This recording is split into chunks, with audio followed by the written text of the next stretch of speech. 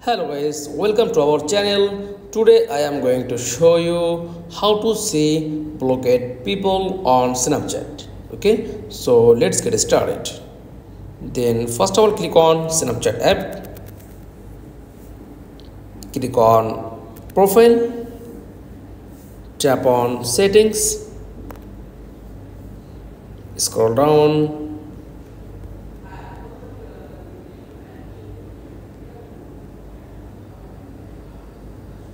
Tap on blockade user, then show your blockade person, then tap on close. Are you sure you want to unblock the Snapchat? Yes or no? That's all. Thanks for watching. Please like, comments and subscribe. Thank you.